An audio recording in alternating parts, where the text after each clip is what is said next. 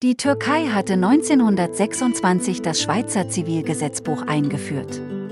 Aber wäre es wirklich ein Vorteil, wenn die Türkei auch das Regierungssystem der Schweiz hätte? In der türkischen Politik wird darüber diskutiert, ob man die vom Volk an einer Abstimmung angenommene Verfassungsänderung zur Präsidialdemokratie wieder abschaffen solle. Es soll wieder das parlamentarische System eingeführt werden. Grund dafür ist die Meinung der Opposition, dass die Türkei von einer Einmannherrschaft regiert werde. Deshalb solle die Türkei in eigenständige Provinzen geteilt werden. Das würde heißen, die Türkei solle zu einer Föderation werden. Die türkische Opposition spricht dabei von einem gestärkten parlamentarischen Regierungssystem. Nur schon die Änderung von der Präsidialdemokratie in ein parlamentarisches System würde bedeuten, dass die türkischen Bürger den Präsidenten, seinen persönlichen Charakter und seine politischen Ziele nicht mehr selbst wählen könnten. Parlamentarische Systeme erlauben nur die Parteisitze im Parlament zu wählen, wie das vor 20 Jahren in der Türkei gemacht wurde. Auch die Schweiz hat ein parlamentarisches Regierungssystem. Schweizer haben keinen gewählten Präsidenten.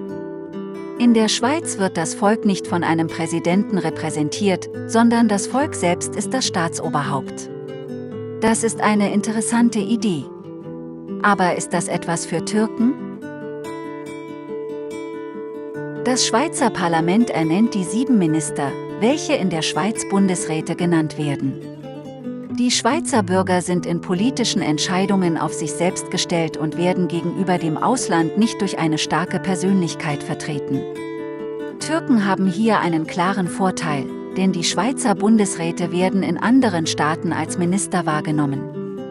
In der Türkei wird durch den Staatspräsidenten das türkische Volk vertreten. Dieser Staatspräsident wird vom Volk gewählt. Jeder Türke kann auch einen Staatspräsidenten durch eine Unterschriftensammlung als Kandidaten vorschlagen. Dazu müssen mindestens 100.000 Unterschriften eingereicht werden.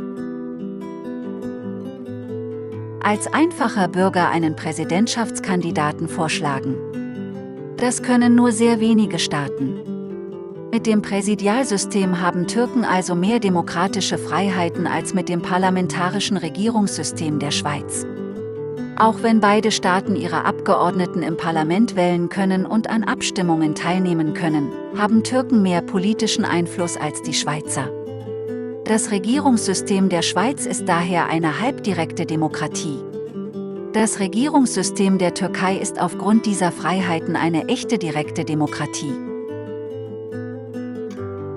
Die Schweiz hat geteilte Provinzen, genannt Kantone. Jeder einzelne Kanton ist wie ein eigenes Land, jedoch in einem Länderbündnis. Das nennt man Föderation. Die Provinzen haben zwar damit viele Freiheiten, was aber für die Bürger nicht unbedingt besser ist.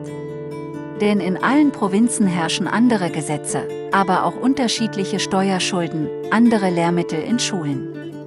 Und damit oft auch eine Ungleichheit, was manchmal als Ungerechtigkeit verstanden wird.